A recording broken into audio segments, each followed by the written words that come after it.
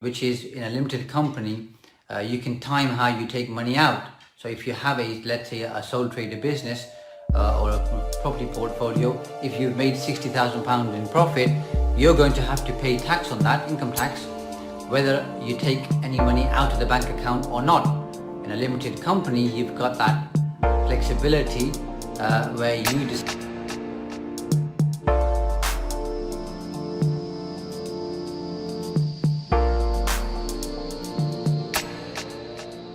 Hi, Shaz here. I hope you've had a good week, and it's that time of the week again when it's Finance Friday. So today I want to talk about a question which I get asked very often, which is, should I incorporate my property portfolio? Or if they're starting off a property business, the question is, should I start as a sole trader or a limited company?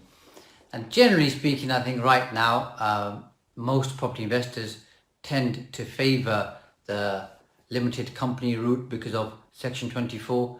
But I always tell people that they should spend more time understanding the key benefits before they decide whether incorporation is for them or isn't for them. I've lost count now the number of people who've come to me thinking that incorporation was good for them. As we've gone through the numbers and looked at the scenario and raised their awareness, they've soon found out that having a limited company probably wasn't the best idea. So I'm going to break this session into two. Today I'll cover the benefits of having a limited company or incorporating, and next Friday I'll look at some of the disadvantages or things or pitfalls you should be aware of. Now, the first and obvious one, of course, is that a limited company gives you limited liability. That means your personal assets are not at risk unless you're obviously found to be personally negligent or fraudulent, which is pretty hard to prove. And as you're growing your business, you're taking more risk. Therefore, having a limited company might be a better route. The second one, of course, is tax mitigation. So if you have a limited company, you pay corporation tax, whereas opposed to if you have a business in your own name or a number of properties in your own name and you go into the higher rate tax threshold, you're paying 40% tax, especially if you're looking to recycle most of the cash, or if you've got other income, then having a limited company and only paying corporation tax and not taking any money out is very attractive. And if you're not taking much money out, that means you've got more money left in the company to grow your business and grow your property portfolio. So that works well, which leads me on nicely to the third main reason, which is in a limited company, you can time how you take money out.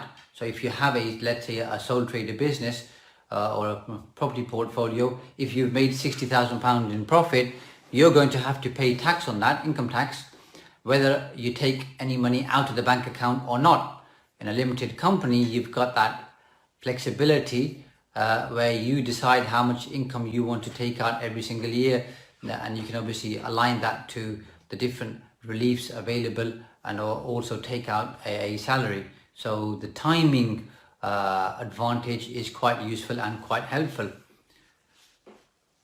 Another issue which comes up, especially as you grow and you get bigger, it's easier to attract investment into a limited company from third parties than it is to as a sole trader or a partnership, simply because of a limited company there's more visibility and people can see what's going on. With a sole trader business, for example, there's not that much visibility and information available. The only people who know how much income you've made, for example, is you and your accountant and HMRC. Nothing gets filed externally. So that's something that you want to bear in mind, especially if you want to grow. Prestige value is another factor. There are people who like or want to be known as a director. That makes them feel good, makes them feel successful. So there are certain individuals who might wish to have a limited company because they can be use the title managing director. That floats the boat for some people. If it does, very good, go for it. Obviously those are some of the benefits. Another one, which is a key driver for most people, is they think they Section 24 is going to be the big reason for them to incorporate, or they believe that's the only reason they should incorporate. Of course, that has an advantage. Is that on its own sufficient? Because sometimes you might end up paying more in terms of interest to refinance in a limited company, and that might outweigh the advantage. That's something you need to think about and see if it works for you. Another advantage is you get an uplift in the base cost when you transfer your properties from your name into a limited company. That can have a massive capital gains advantage. Again, one which you should seriously consider and look at the benefit. I think that's the biggest one from my point of view. So you should look at that seriously. Once you've got a limited company and you want to introduce family members, then you want to be thinking about freezer shares, growth shares, flowering shares, to see how you can introduce family members, start remunerating them, but also start passing down some of the wealth that you generate going forward, which will obviously help you eliminate or reduce and possibly eliminate future capital or inheritance tax issues. So that's a really big one for you to think about. Now, once you have a limited company, how do you take money out?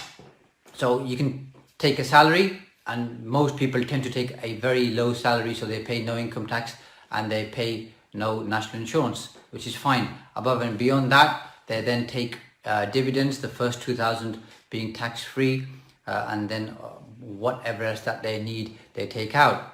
But there are other things that you should be thinking about in terms of profit extraction from a company, which some people don't always take advantage of. And the first one, which is pretty well known but not that well used, is pensions. So if you take money out of a company to make pension contributions, that's adding to your personal wealth, and you get a tax deduction from the company. So that's something you should seriously consider. If you have a mobile phone that you use in your company, you can have that as a deduction.